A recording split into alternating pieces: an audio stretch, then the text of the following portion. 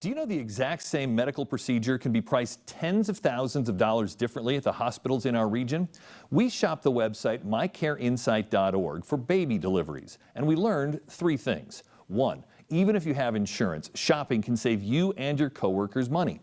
Two, only 3 hospitals, according to the website, are below the state average. Independent Cameron Memorial up in Angola, also Parkview DeKalb Hospital in Auburn, and the lowest, by a lot, is county-owned Adams Memorial Hospital in Decatur, which is where our story starts.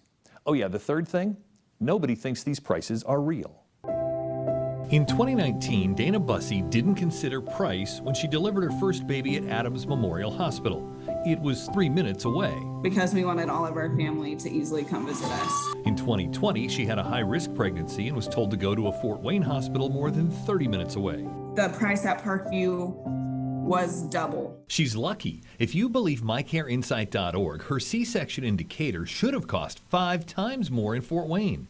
A traditional delivery at DuPont Hospital, for example, also 5 times more than Adams Memorial, where Scott Smith is the CEO. No, we don't kick anybody out with the meter running. So I can tell you with confidence that the newborn care and the maternal care that you're receiving at Adams Memorial is top-notch and is not discounted or cutting costs or cutting corners to meet some price point.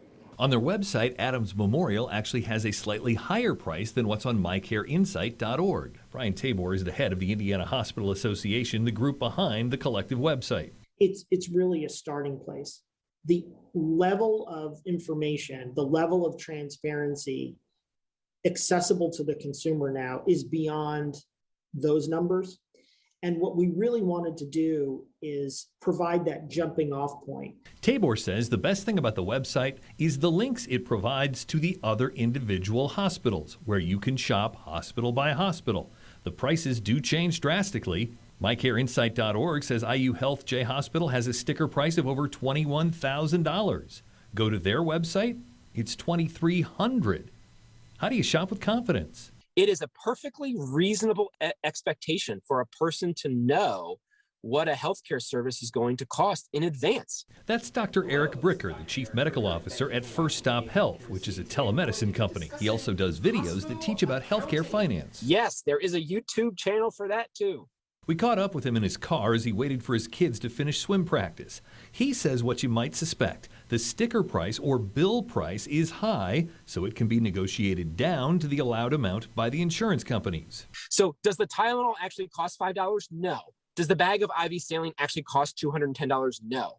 Those prices on the Chargemaster are made up so that when you run them through the discount, the hospital ends up getting paid what they want to be paid. My advice is I wouldn't pay a whole lot of attention to the bill price. That's Gary Shearer, the president of PHP.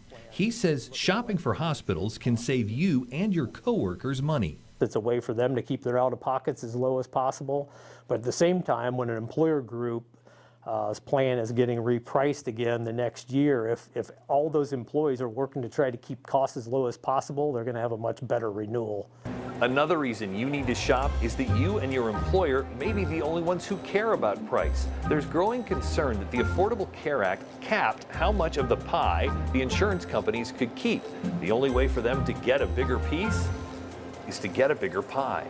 I've never thought of it that way. I think of it more as that basically caps our profit potential, but we can lose as much money as we want. That's the way I look at it. Because if you can get 15% of a larger number, then that's more revenue for you as an insurance company. Of course, publicly held insurance companies by law owe it to their shareholders to grow revenue. The hospital systems didn't want to talk on camera, but you can see their statements now on Wayne.com, plus plenty of useful tips to navigate the confusion and save money.